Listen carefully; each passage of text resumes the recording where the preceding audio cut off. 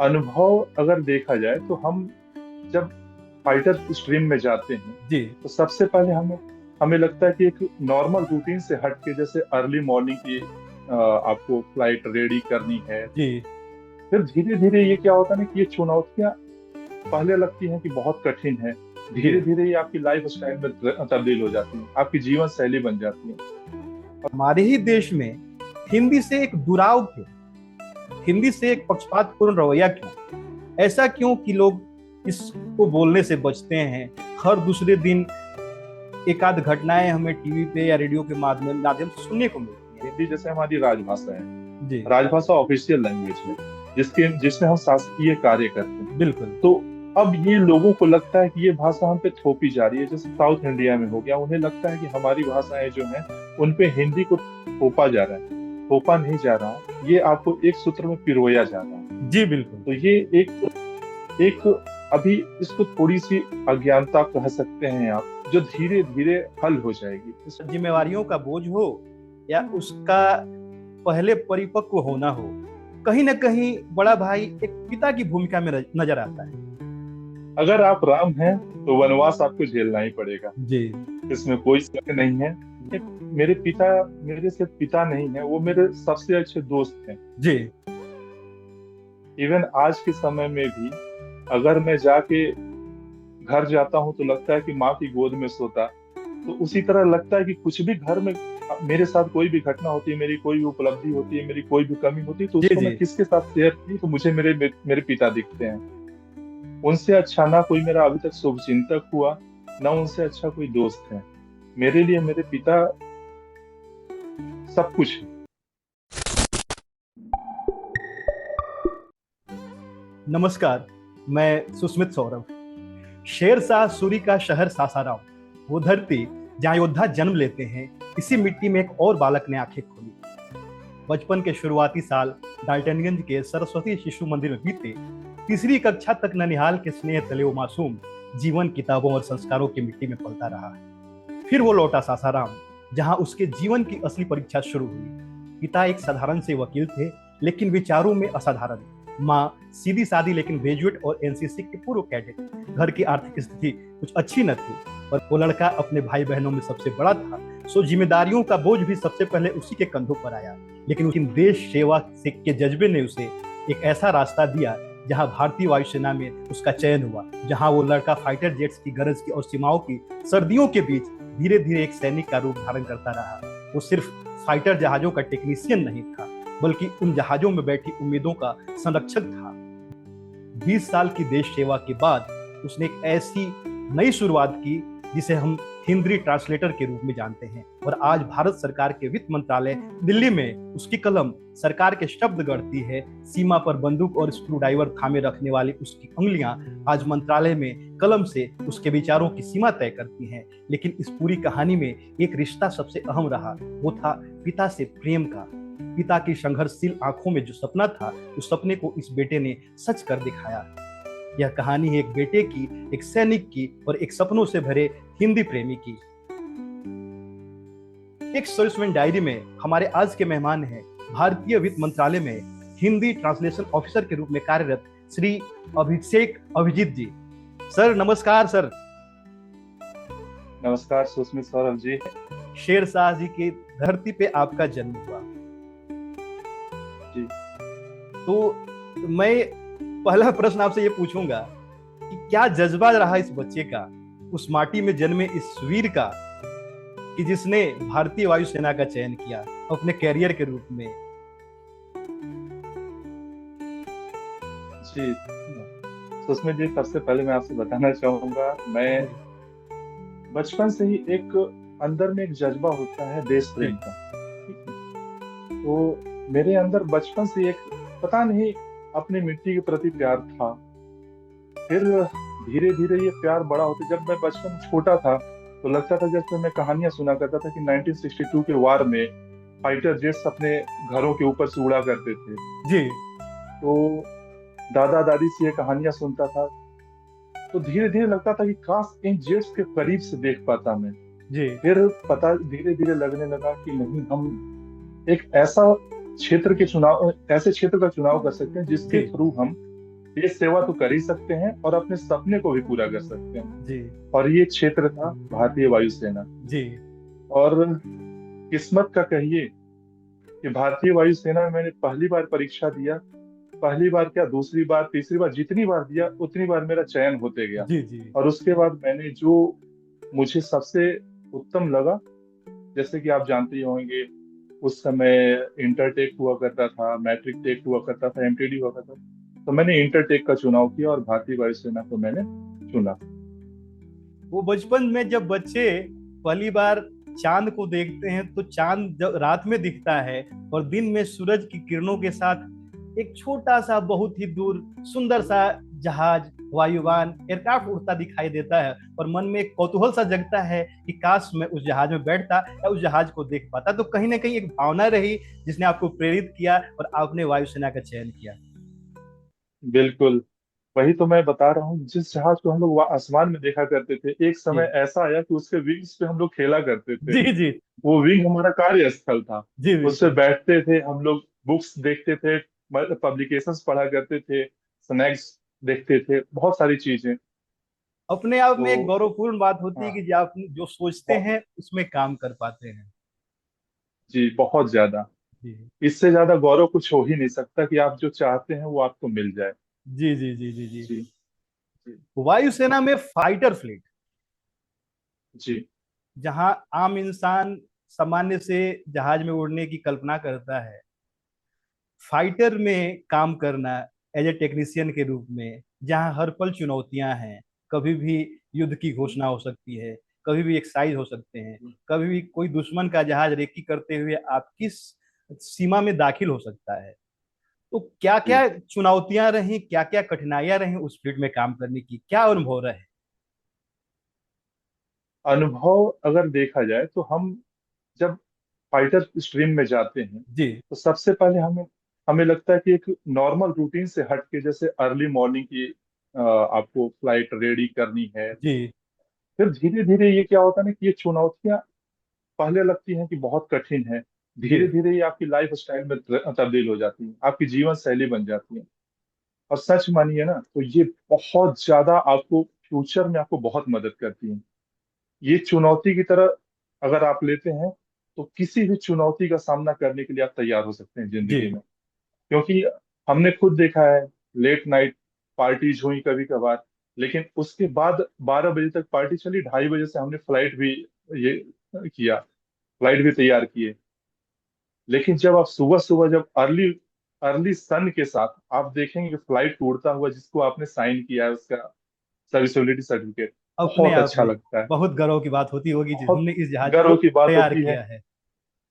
हाँ। जी और आपको फील होता है कि हाँ हमने कुछ किया। इससे अच्छी अनुभूति शायद ही सबको नहीं मिलती, मुझे बिल्कुल मिली है। बिल्कुल बिल्कुल बिल्कुल बिल्कुल बिल्कुल। जी अगली बात करते हैं हम। जाहिर सी जी बात है, आप बचपन से पढ़ने में काफी होशियार रहे हैं। जो भी परीक्षाएं दी उनमें आपका चयन हुआ। जी तमाम ऑप्शन थे आपके पास, कैरियर विकल्प बहुत जी थे। जब आपका जो समय था, चाहे हमारा जो समय था, पिता यही चाहते थे जी कि बच्चा बिल्कुल। डॉक्टर बने, इंजीनियर बने, क्योंकि इंजीनियर और डॉक्टर का जमाना हुआ करता था वो। फिर अचानक से बिल्कुल। वायुसेना क्यों? आ, कुछ चीजें आपको परिस्थितियां बनाती हैं। जी ठीक है।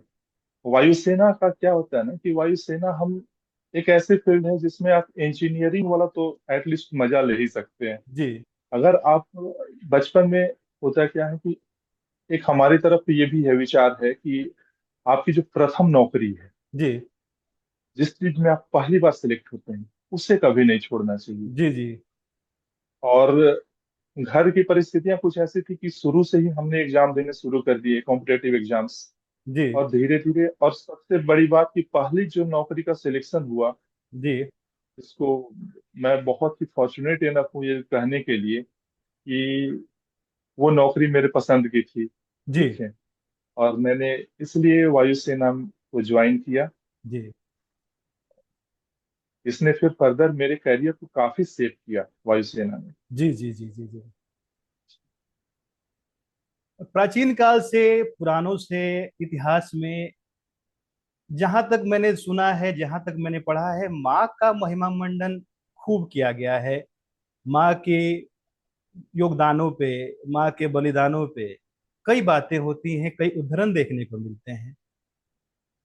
फिर भी आप जैसे कुछ युवा हैं, कुछ क्या कई युवा हैं जो अपनी सफलता का, अपने जीवन में विकास का और अपने रोल मॉडल के रूप में अपने पिता को देखते हैं। कैसा रहा पिताजी जी से आपका रिश्ता? देखिए, मेरी जिंदगी में माता पिता दोनों का महत्व रहा है, लेकिन पिता का महत्व इसलिए ज्यादा रहा है जी। थोड़ा सा, बिकॉज मैंने, मेरे पिता मेरे सिर्फ पिता नहीं है, वो मेरे सबसे अच्छे दोस्त हैं। जी। इवन आज के समय में भी अगर मैं जाके घर जाता हूँ तो लगता है कि माँ की गोद में सोता। तो उसी तरह लगता है कि कुछ भी घर में मेरे साथ कोई भी घटना होती है, मेरी कोई भी उपलब्धि होती है, मेरी कोई भी कमी होती है, तो जी। उसको जी। मैं किसके साथ शेयर करूँ, तो मुझे मेरे पिता दिखते हैं। उनसे अच्छा ना कोई मेरा अभी तक शुभचिंतक हुआ, ना उनसे अच्छा कोई दोस्त है। मेरे लिए मेरे पिता सब कुछ है, अगर कहा जाए तो। उन्होंने बचपन से मुझे सिखाया, सबके पिता सिखाते हैं, आपके पिता ने भी बताया होगा। उन्होंने बचपन से बताया कि बेटा देखो, संघर्ष जो है ना, जीवन का हिस्सा होता है।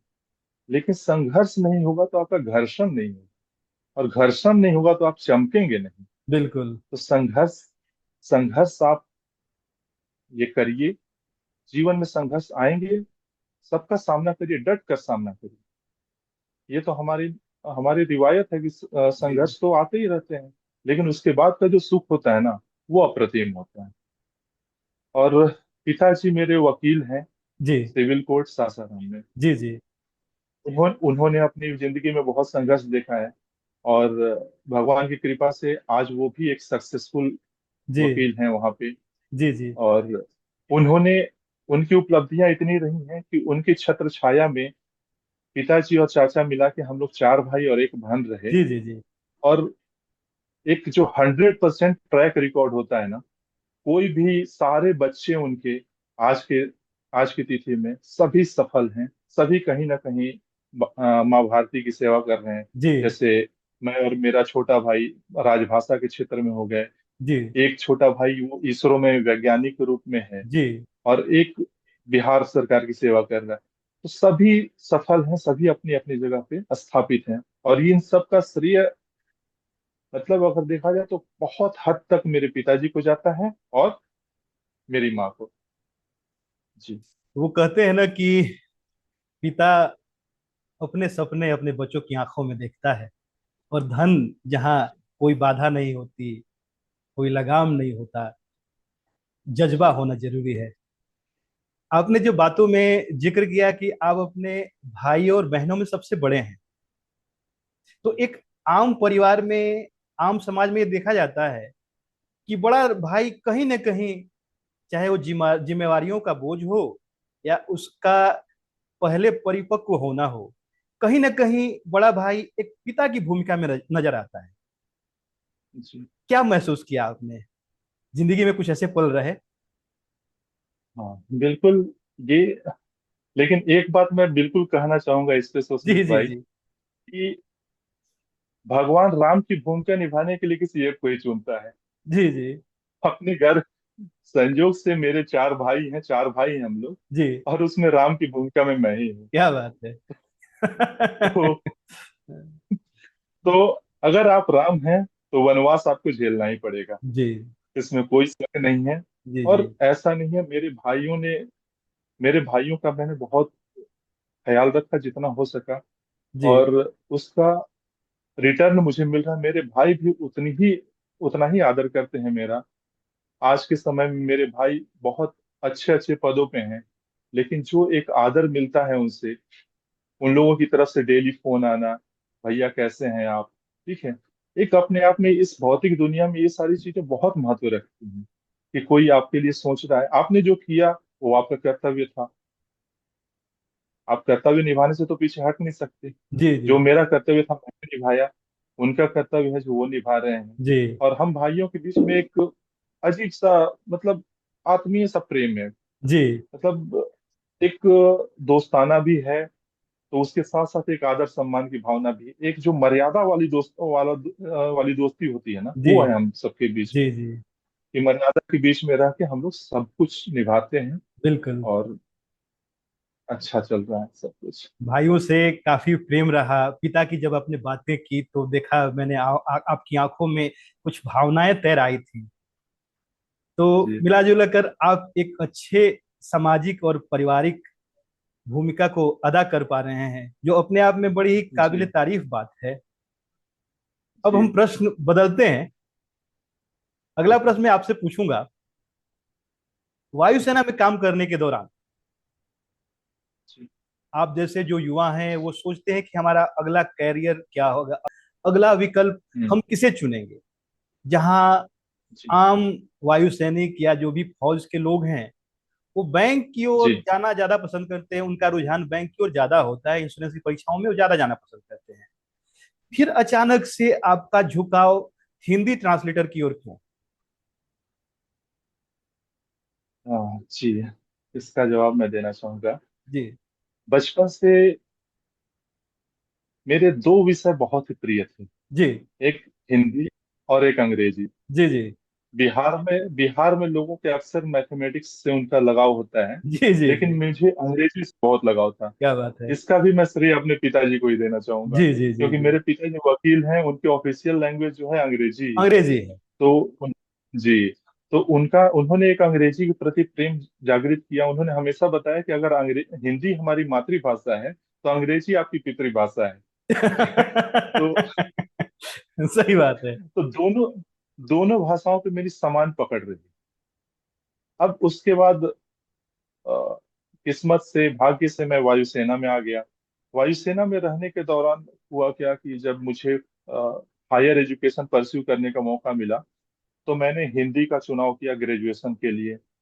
उसके बाद जब मेरे भाई का उस दौरान सिलेक्शन हो गया जी राजभाषा अधिकारी के तौर पे, तो उसने मुझे बताया कि भैया, अगर आप चाहो, क्योंकि आपकी रुचि का ये क्षेत्र है, आप इसका सिलेक्शन कर सकते हैं, आप अपने सेकेंड इनिंग के लिए। तो फिर मैंने उसकी बातों को गंभीरता से लिया। फिर मैंने जो अपना पोस्ट ग्रेजुएशन किया वो मैंने हिंदी से किया। जितनी भी डिग्रियां इसके लिए आवश्यक होती हैं वो बटोरी। ठीक है। और रुचि थी पढ़ाई में, क्योंकि जी जिस सब्जेक्ट में आपकी रुचि हो ना, तो वो अपने आप से खींचता है आपको अपनी ओर। जी तो लोगों की तरह बाकी सब जितने मेरे दोस्त हैं, सब सहयोगी जो थे एयरफोर्स में, जी सब लोग बैंकिंग, इंश्योरेंस, इन सब क्षेत्रों का चुनाव किए। लेकिन मुझे लगा कि मेरा जो क्षेत्र है वो जी। मुझे पुकार रहा है, मुझे उसमें बिल्कुल। जाना चाहिए। मैं, मैंने परीक्षा दिया, और ईश्वर की कृपा से और बड़ों के आशीर्वाद से मैंने पहली बार में ही मेरा चुनाव हो गया इसके लिए। और फिर CSOL कैडर मिला मुझे, और आज के समय में मैं वित्त मंत्रालय में अपनी सेवाएं दे रहा हूँ। जी जी। तो कहीं ना जी कहीं ऐसा लगता है कि आप उन कुछ चुनिंदा लोगों में से हैं जो जी अपने पसंद का कैरियर चुन पाते हैं, उसको हासिल कर पाते जी हैं। जी बिल्कुल।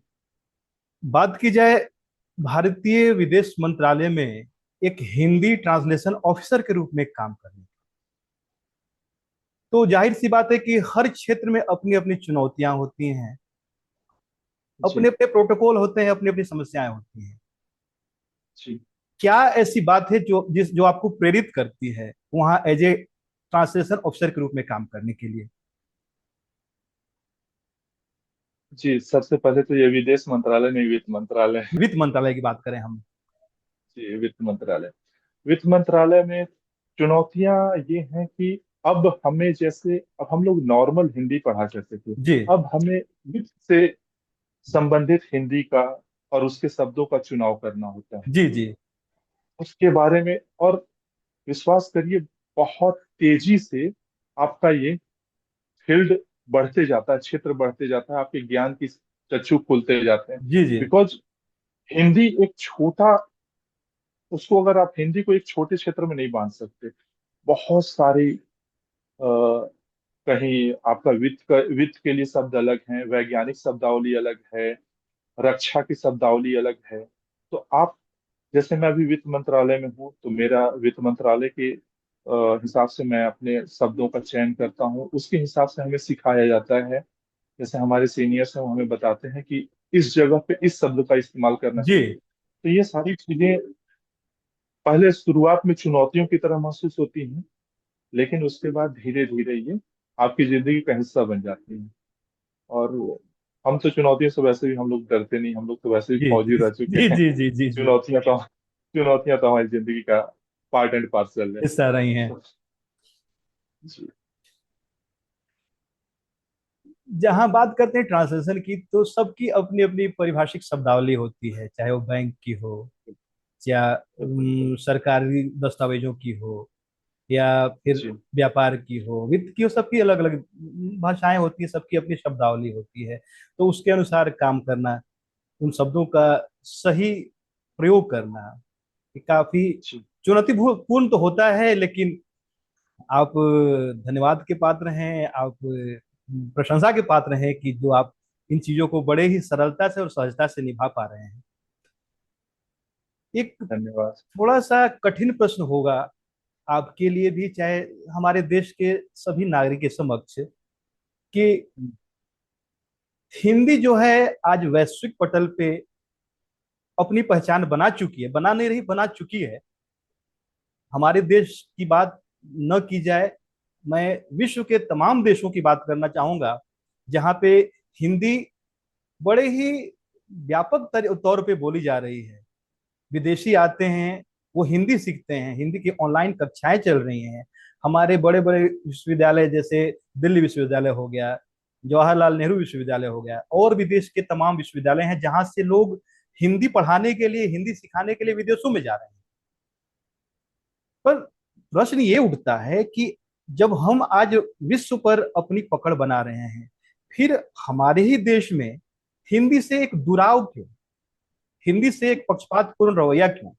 ऐसा क्यों कि लोग इसको बोलने से बचते हैं? हर दूसरे दिन एक आध घटनाएं हमें टीवी पे या रेडियो के माध्यम से सुनने को मिलती हैं।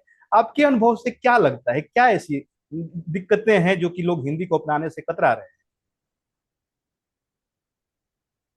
हिंदी का देखिए, हमारे आपको पता ही हमारे देश का इतिहास ऐसा रहा है हैं? जी कि इसमें 1000 से ऊपर वर्षों तक तो विदेशी शासक जी रहे जी हैं। इसमें से सबसे ज्यादा अंग्रेजों ने हमारे ऊपर शासन किया। जी और लॉर्ड मैकाले की शिक्षा नीति ऐसी रही कि सभी, चाहे आप डॉक्टर मेडिकल की पढ़ाई कीजिए, चाहे इंजीनियरिंग की कीजिए, चाहे जी लॉ की कीजिए, हर जगह आपको अंग्रेजी मिलेगी। तो धीरे धीरे ऐसा हो गया कि अगर आपको बढ़ना है आगे, तो आपको अंग्रेजी का सहारा लेना पड़ेगा। ये हमारे मतलब इसमें आ गया। किसी फील्ड में, चाहे जो भी किताबें हाँ, उपलब्ध है इसी हमारे फील्ड। पास, हाँ, वो सब सभी अंग्रेजी में सभी ही है। अगर विज्ञान की पढ़ाई अच्छे अक्सर अंग्रेजी में पब्लिकेशन जो, होती है। हाँ जी जी, अच्छे पब्लिकेशन सभी अंग्रेजी का ही सहारा लेते हैं, हिंदी का सहारा लेने वाले बहुत कम है, बहुत रेयर हैं। जी जी लेकिन और धीरे धीरे ये क्या होते गया कि इसने हमारी क्षेत्रीयता को, हमारी भारतीयता को, इसको नुकसान पहुंचाया। आप देखिए दूसरे देशों में चाइनीज लोग होते हैं, जापानीज होते हैं, चाहे कहीं भी होते हैं, फ्रेंच होते हैं, वो अपनी भाषा में बुक्स पब्लिश करते हैं। आप जी रशियन पब्लिकेशन देख लीजिए। जी जी वायुसेना में हमने रशियन ट्रांसलेटर्स भी देखे हैं। जी जी जी तो तो उन लोगों ने अपनी भाषा का इस्तेमाल किया और उन्होंने प्रगति किया। हमारे देश में अभी है थोड़ी सी क्षेत्रीयता है, क्योंकि हमारे देश में भाषाएं बहुत हैं। बहुत है। तो ये थोड़ा मुश्किल, बहुत सारी भाषाएं हैं, 1500 से ऊपर भाषाएं हैं। जी तो अभी हमें हमारे पूरे भाषाएं, देश मैं को, सर थोड़ा सा करेक्ट करना चाहूंगा यहाँ पे। भाषाओं की संख्या आधिकारिक रूप में अगर की जाए तो 22 ही है।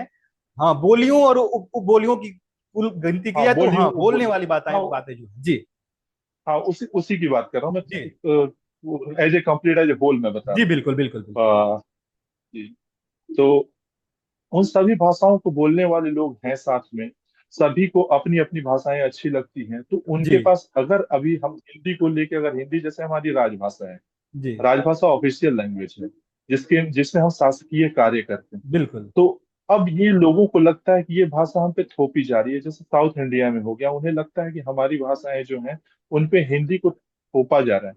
थोपा नहीं जा रहा, ये आपको एक सूत्र में पिरोया जा रहा है। जी बिल्कुल। तो ये एक एक अभी इसको थोड़ी सी अज्ञानता कह सकते हैं आप। जो धीरे धीरे हल हो जाएगी, इसमें कोई शक नहीं है।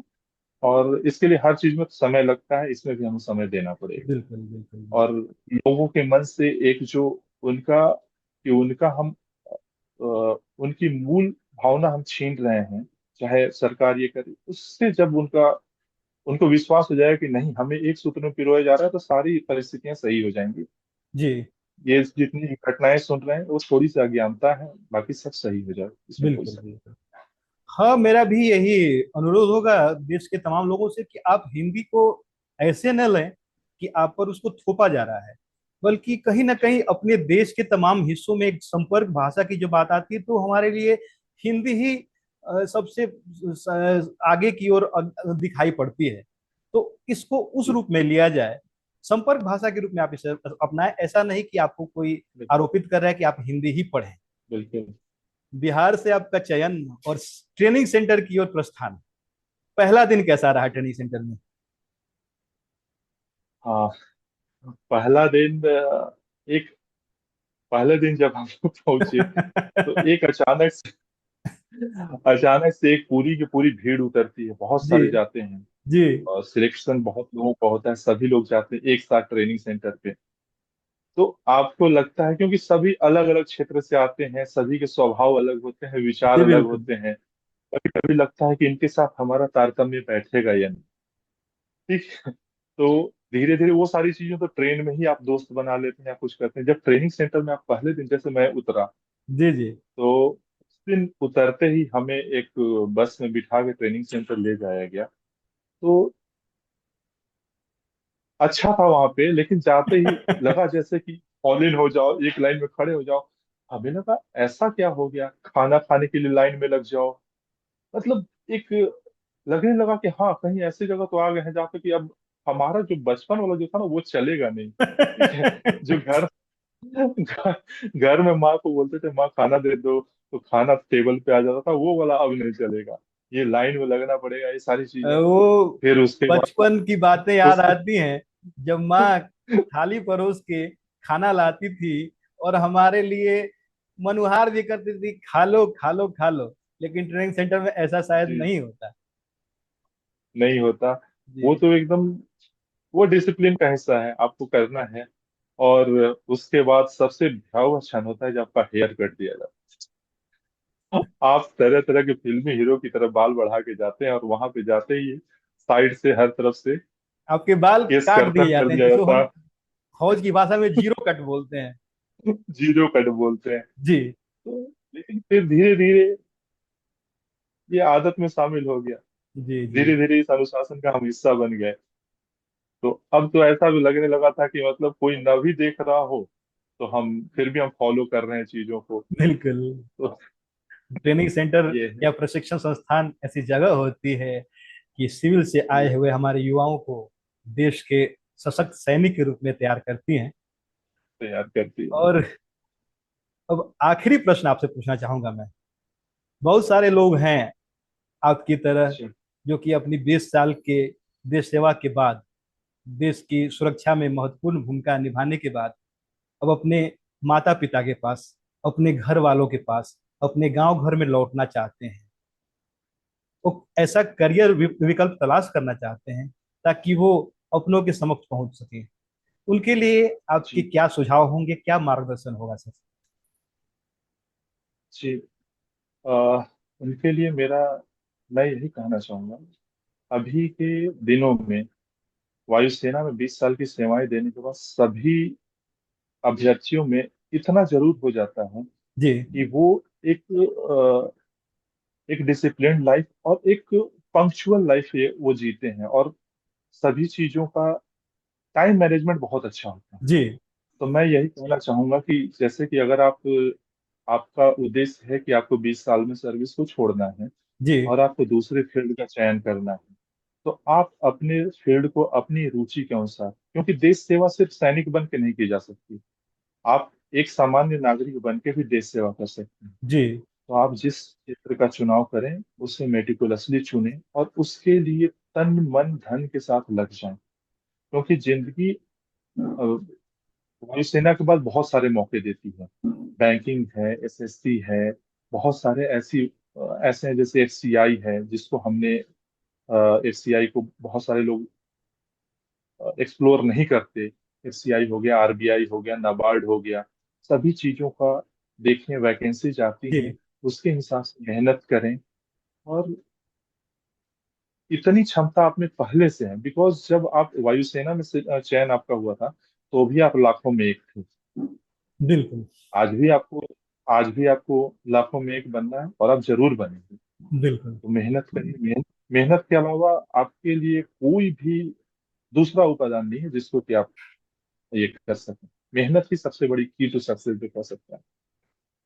तो आप अपने अपने अभिरुचि के अनुसार अपने क्षेत्र का चुनाव करें। अगर आपको मेरी तरह राजभाषा के क्षेत्र में जाना है, तो नियमित तौर पे वैकेंसी आती है, उसको देखें। इसके लिए जितने भी आवश्यक आपके आपके डिग्रीज हैं, आपके क्वालिफिकेशंस हैं, उन्हें हासिल जी करें, जी। रुचि बढ़ाएं, पढ़ाई करें, सब कुछ सही होगा, ऐसा मेरा मानना है। कहने का और मतलब ये है विश्वास। कि आप अपनी रुचि के अनुसार आगे कदम बढ़ाइए।